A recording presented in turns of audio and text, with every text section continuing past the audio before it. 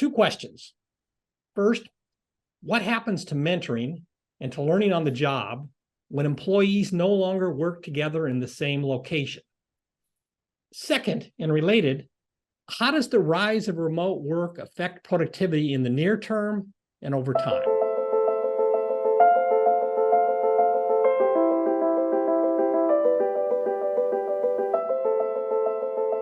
Welcome to Economics Applied, a podcast sponsored by the Hoover Institution. My name is Stephen Davis, and I host the show. Our guest today has some very insightful research that speaks to these two questions. She is Emma Harrington, an economics professor at the University of Virginia. Emma earned her PhD in economics at Harvard, and before her recent move to Virginia, she held a postdoc position at Princeton and was on the faculty at the University of Iowa. Welcome, Emma. It's really great to have you on the show. Thanks so much for having me. So you co-authored a recent study titled "The Power of Proximity to Coworkers, Training for Tomorrow or Productivity Today." So the title kind of sets forth what the paper is really after, and that's in this fundamental point that proximity to coworkers involves a trade-off between productivity today and productivity in the future. So before we get into the details of the study, just flesh out the nature of that trade-off a little bit for our audience. Yeah, definitely. So we're particularly interested in studying how remote work plays out for knowledge workers, where there's lots of things that we mean when we say the word productivity. So some of it is what we mean is sort of how much are you churning out today, and our particular setting is software engineers, so you can think of that as how many programs are you writing today. But then there's also this other component of your job where you're thinking about mentoring other people or learning yourself, and there we find that being out of the office is a little bit more challenging. People actually write more programs when they're not sitting together, but they seem to also be engaged in less mentorship. Sounds a lot like professors too. Yeah, we've heard a lot. The trade-off is very pronounced for professors. Okay, so that's the issue. But so give us the context in which you tried to address this issue in a compelling way. I'll let you kind of lay it out as you wish, but it's both the context of your study, the data you had available, which is impressive in some respects, and then the research design itself. So set that out for us. How did you go about tackling this really important issue? Yeah, definitely. So we have data from a particular Fortune 500 firm, and a setting has a few key advantages for us. One is that the firm had 2 office buildings of engineers on its main campus. They were about a 10-minute walk apart. And because of limited desk availability, some teams ended up split across those 2 different buildings. And that mattered for the team's dynamics because it's pretty industry standard for engineers to have daily short stand-up meetings where the idea is these are all software engineers, right? That's what we're talking about here. Yeah, so they all basically worked on creating the website of the firm and maintaining the databases for the firm. It's an online retail firm. So these are pretty standard tasks for engineers. Okay. So you got some of these guys working together all the time. Some teams, I should say, are split apart. How many teams, how many engineers overall in your study? So it's 1,000 software engineers. And there's just a few people on each team, so also lots of teams. And about 60% of them were all co-located in one of the 2 buildings, and then the remaining 40% of them were split across the 2 office buildings. Okay, so you've got a lot of useful variation in the data, as economists would put it. And then the setting, the temporal setting is also very important for your study, the period covered by the data. So just lay that out for us. Yeah, so we span the period before the office closure of the pandemic to a few months after the office closures. And so we can see what happens to the differences between these co-located teams versus these distributed teams once everyone's remote for the pandemic. We would expect if the things were causal to begin with, they should go away once everyone is in the same boat. Okay. And there are, as you suggested, there are differences between the co-located teams and the other teams before the pandemic struck. And then there's going to be maybe differences, maybe similarities. We'll talk about that afterwards. But you got this event, which is this is an event we can safely say was largely unanticipated and arrived with extreme abruptness. So you have a firm that is operating in a certain way with respect to its software engineers. This big shock forces them to do something different in terms of co-location of workers. But some teams were highly co-located before, and some were split across the two buildings. Yeah, and so are already in some senses acting like remote teams. Like Right. They held some of their meetings remotely, even when they were in the office. Before we turn to your results, tell us a little bit more about exactly what you can measure in this context, because that's another very attractive feature of your study. Yeah, I think the really special thing about our study is that software engineers create this sort of paper trail of mentorship, that it's really standard that if you're writing a program at one of these firms, you're going to have to get it peer reviewed by another programmer who's going to give you pretty detailed feedback on your program before it can actually be used in production. These firms really don't want there to be any bugs or glitches in the code, and so they have this peer review process. Are you confident that all or most of the feedback actually takes this written form, or is there also feedback occurring that you're not measuring because it's just oral?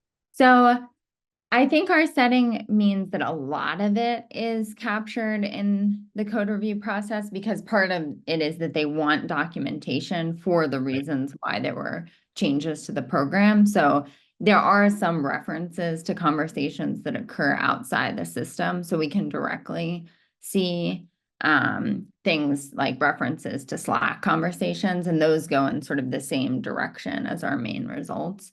Okay. And one more thing about the data, you have some information on the quality of the feedback, as well as not just measuring the quantity, but you've got some information on the quality of the feedback as well. So that's going to be important for some aspects of your results. So how do you assess the quality of feedback? How do you know it's even useful? Yeah, so I mean, we can look at that in a few different ways. So we have the text of all the feedback that is given. And so we can look at measures of how substantive the feedback is. Like, does it include a block of code, for example, or a link to other documentation? We also had a subsample of the comments reviewed by external reviewers who, by and large, said that the comments were impactful and likely to change the code, and also often provided actionable steps to take to change the code. Yeah, those are our main measures of the quality. All right, so this is a data-rich environment, an interesting physical setting, an obvious shock that hits that causes things to change over time, and you're able to follow individual engineers and teams before and after the shock. So very nice setting. So before the shock hit, though, there were already some noticeable differences between the co-located teams and the other teams. Tell us about that. Yeah, so the co-located teams received about 20% more comments on each of their programs. And as we've sort of been talking about, that's a pretty notable difference, because what we're measuring is feedback that's occurring online.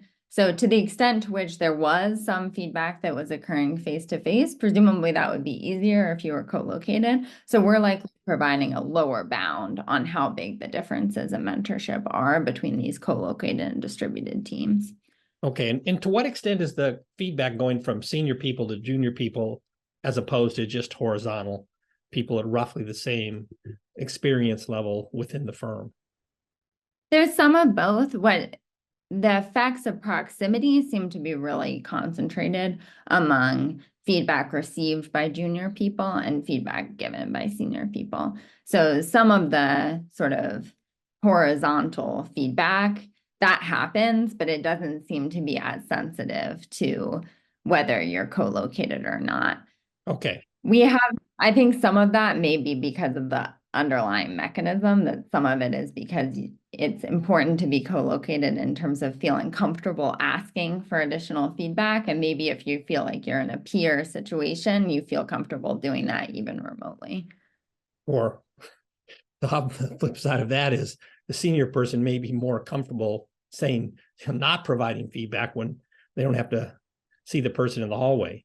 We'll get into later whether this feedback is actually on the margin the best use of time for all parties involved. So I want to come back to that. But okay, so there's more feedback received primarily by junior people in co-located teams, and the feedback is largely given by senior people. So senior people, well, their time's pretty valuable, so there's an opportunity cost here to this feedback, but presumably there's also quite a bit of benefit for the junior people. And so we can already see even in a kind of a static sense, there's a trade-off here and a tension. But then the dynamic one is, well, if the junior people don't get enough feedback, they won't improve rapidly enough over time.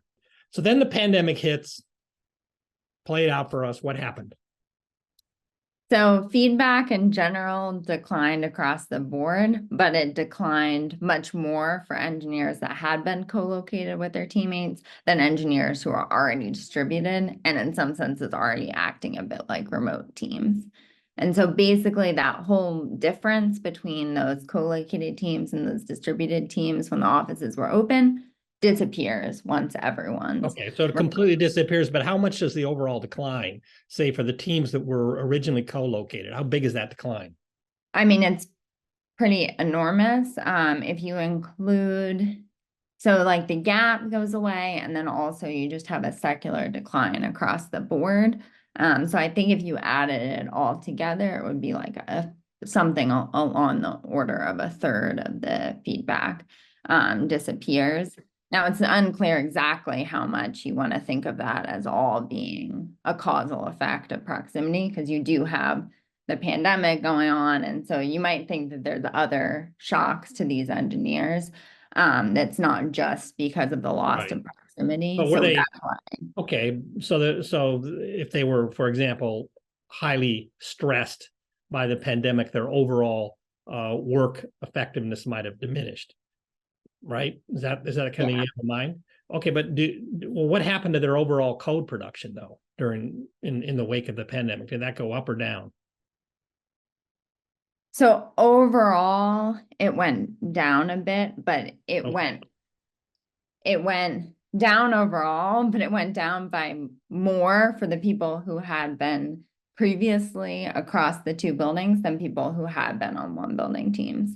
Okay, and so relative terms, the engineers who had been co-located saw their productivity in terms of the number of programs they wrote go up relative to those that have been distributed. But as I understand it, both mentorship, measured as you described earlier, feedback might be a more accurate term. Feedback fell roughly a third for the co-located teams, fell less, but from a smaller original base for the non-co-located teams, but lines of code written also fell. Is that correct? Okay, so there was a general across the board negative response, which as you pointed out was a mix that we maybe can't fully unpack between the lost benefits of proximity and the pandemic itself disrupting people's lives, maybe even their mental states in many respects. Okay. Do I have it right there? Yeah, no, that's right. I mean, I think that's why we focus mainly on the differences of thinking about how the one building teams changed around the office closures vis-a-vis the multi-building teams. Right. But I want to put myself in the shoes of the executives at this firm, the ones overseeing the software engineers. So they must have seen some of this in real time. And while for research purposes, the differences, is extremely interesting. From a business perspective, they say, whoa, there's a lot of lost, output's really down here.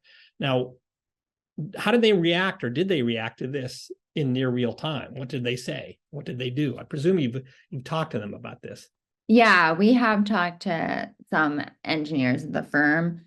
Some of them said it was really resonant with their own experiences, that some senior engineers at least felt in relative terms like they were being pretty productive in terms of how many programs they were writing in the pandemic. Relative to their own past, or I relative think to other they people? viewed it as relative to their own past. I mean, I guess the data in an aggregate sense isn't consistent with that, although on the individual level, I'm sure for some people it is. And so for the people we talked to, they felt subjectively like they were being more productive than they had been in the office. But they had some sneaking suspicion that that was partly because they were devoting less time giving feedback to other people. This is really interesting, because I've done a lot of work relying on subjective assessments of performance. I'm just curious, and maybe you didn't look at this because I don't remember seeing it in the study. What's the relationship between subjective assessments of own performance and your external measures, especially, just code production? Are people, that's probably what they're answering about when you ask them, are you getting more done than you used to? Are those two things? I'd be really curious to know how they relate. Yeah, I mean, unfortunately, we weren't able to, in this setting, do a sort of systematic survey of people to get their subjective expectations. Okay. Natalia, my co-author on this, and I have another paper about call center workers where we were able to more systematically elicit those and find some correlation there, but I'd have to check on the exact numbers. Okay. Well, let's go back to this study. Now, you also found some very interesting differences between men and women. So flesh that out for us, because it's quite interesting.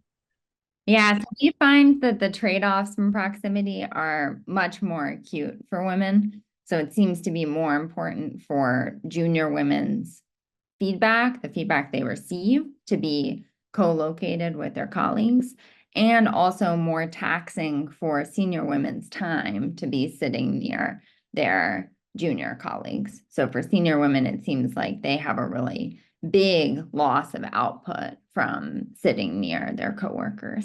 Yeah, but how does it work dyadically?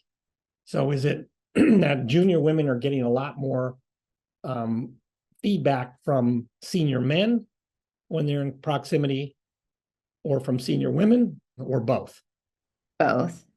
So Okay. we thought it was possible that it would only be across genders, but it looks like it's just across the board more important for junior women to be near their colleagues. Okay, and for the senior women who are they're giving more feedback when they're co-located. Is it because they're both more approachable to the junior men and the junior women, or is it primarily from the junior women? It's both. So the only dyad that seems to be pretty unaffected by proximity is men giving feedback to men. Basically, all the other combinations are affected. Okay. And do you have any sense from your conversations with these software engineers why the difference between men and women take this form? What did they tell you? Or maybe you didn't ask them about this. But again, it's a very interesting question with relevance beyond your study. Yeah, so I mean, we didn't ask the software engineers of the firm that much about this question. They expressed a lot of concern at the time that this was some form of mansplaining, which is a general concern that's been raised when we've given this paper. And so we were able to do some things using the text of the code reviews to try to get at that concern. So, I mean, one thing is that when we had the external raters look at the comments, they actually rate comments that are received by women as being more helpful and more likely to cause changes to the code. So it doesn't seem like necessarily women are just getting a bunch of really nitpicky comments. And that's true both when they're proximate to their coworkers. But even your basic patterns don't really support a mansplaining story, as I understand it, because the senior women are giving more feedback. You wouldn't call that mansplaining. At least it would Yeah, be abuse I of the guess. firm. I mean, And and the junior women are getting more feedback from both senior women and senior men, which doesn't really sound like a mansplaining story. Okay, so it's not a mansplaining story. So what do you think it is? I think it may be something about comfort asking for feedback. So we particularly see that you can sometimes get feedback from multiple people, or you can get feedback from just one person. Mhm. And when junior women are proximate to their coworkers, they receive feedback from more people than when they're remote. And so because in this setting, the software engineer themselves is asking other people to review their code, it does seem consistent with a story where when you're remote, and you're a woman, you just don't feel that comfortable asking for this additional feedback and advice. Whereas if you're in person, maybe you can see someone in the halls and be like, hey, do you mind taking a look at this? And that just feels a little less pushy to you. Right. So an important issue, I think I know the answer, but I want to get it on the table for the sake of the audience. Is there anything in your study that tells us whether there was too little or too much feedback, either before the pandemic or afterwards? Yeah, it's hard for us to sort of horse race the benefits and costs of the feedback within our particular data, because it's a relatively short time span. And so it's hard for us to see the returns to the mentorship fully.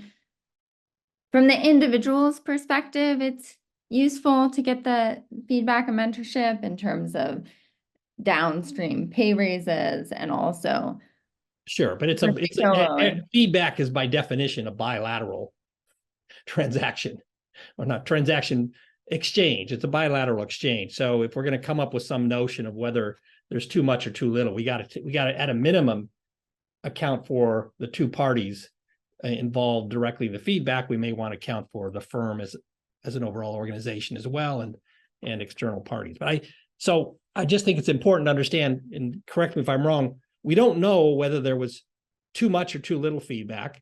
We don't know whether the men were closer or the women were closer to what some optimal notion of feedback is, or do you disagree with that? No, I think I broadly agree with that. I mean, we can see some evidence from the firm's own policies about what it thought. Now, it might be wrong. I was going to come to that next, so go ahead. Tell me. That was my next question. Yeah, so I mean, and it's unclear whether the firm was perfectly well calibrated on this, but pre-COVID, it did allow some people to work remotely, and those people tended to be sort of mid-level engineers. So they were not the ones receiving the most mentorship. They also were not the managers or super senior engineers who were giving the most mentorship. And so that's consistent with the firm wanting the most junior, most senior people to be co-located. Right. Okay, so yeah, that's a useful piece of information. But let me come at this from a different direction. So I presume you've been in conversations with some of the senior people at the firm after your study. I'm sure they've read your study, or at least been briefed about it carefully. So how did they react? Because your study has information that might cause them to change their behavior, or to modify their policies, or try to reinstitute the old practices. What did they do? They have tried to get people to come back in a hybrid format. In a hybrid format, okay. So a hybrid format. Yeah. So that's interesting, and that's typical of what I see in many firms, which is, they don't try to go all the way back, either because they don't think it's necessary or productive, or often because there's resistance from their employees, but they feel that it's essential to have some face time. And so is that that's basically a reaction to your study? Yeah, it's unclear to me whether it's coming from they don't think it's helpful to be in person all the time, or whether they just think it's infeasible. I mean, even the 3 days a week back in the office has been a very hard sell. So I think, okay. Yeah. And have they, we didn't talk about this earlier, but I know from reading your study that at least before the pandemic, feedback was not explicitly rewarded. Of course, it can feed into performance reviews and so on, but it's not like there was some formula that says, you get this much compensation for the quality and frequent and volume of your feedback and this much for your code or so on. But now we've settled into this new norm where at this firm, at least, it sounds like there's a lot of hybrid working arrangements. Has the firm tried to explicitly incentivize or disincentivize, I suppose, feedback, especially from senior to junior people? Not to our knowledge. I think when we talked to people at the firm, they said that would be very hard because basically it's pretty hard to evaluate whether comments are helpful or not. And so if you incentivize giving more feedback, you would probably get a lot of relatively low quality feedback. I see. Well, okay, yeah, that makes sense. If you reward something explicitly, that can distort behavior in ways that's kind of a well-known point in personnel economics. But still, has the firm done anything, if not through explicit incentives, to try to ensure that there is an adequate level of feedback now that they're in a world where many people are working in hybrid mode? I mean, something kind of interesting we can see in the data is that it seems like there's a shift towards a greater proportion of the feedback you're receiving coming from teammates as opposed to from people outside your team. And so I think that that's really consistent with thinking that within a team, it's maybe a little bit easier for the manager to observe those interactions and potentially reward them in something like a performance review, even if they're not getting explicit incentives for it. I see. Okay. So so there's some, the reason I'm probing these questions is because, one of the key things to my mind about the longer term effects of the rise of remote work on productivity, on human capital development and mentorship and so on, is how firms adapt over time. And it's pretty clear that in many settings, some adaptation is necessary. There's a lot of things that happen automatically. Your study kind of shows this. When people are co-located, you get more feedback, even through this formalized written manner, than you do when they're not co-located. And now if we go to a world where there's a lot less co-location than there was before, firms need to adapt to replace that which is lost. By the way, in this hybrid mode, maybe you know the answer to this. When people are working in hybrid mode now, are they encouraged to come to the office on a certain set number of days, or they're kind of spread out over the week, or they can come in whenever they want? The last time we talked to people at the firm, it was at the discretion of the employee what days they came in, which our studies suggest would be potentially problematic. Yes, that's right. Because then, going from 5 days a week in the office to only 3 days a week in the office, where it's not the same 3 days a week for everybody, is not a 40% reduction in co-location.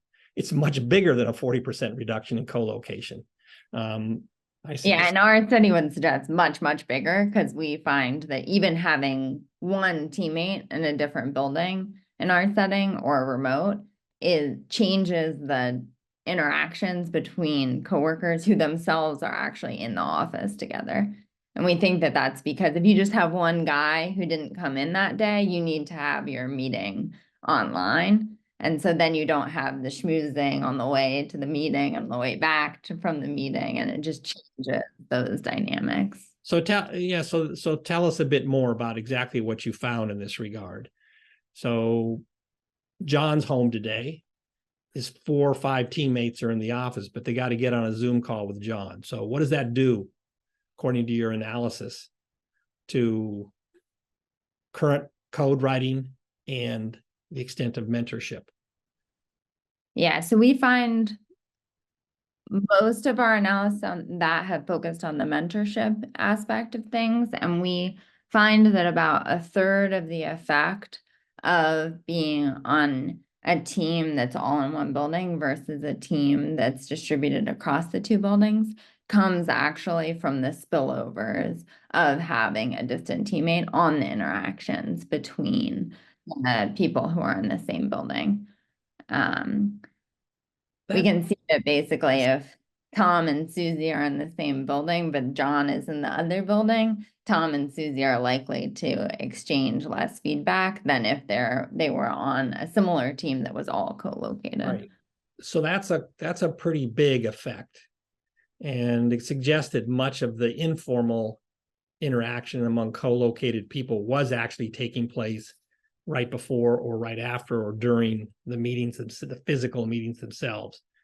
Because if they were just bumping into each other at the water cooler, the fact that John's in another location and we have to have meetings via Zoom with him, you wouldn't expect to get much of a negative effect on mentorship from that.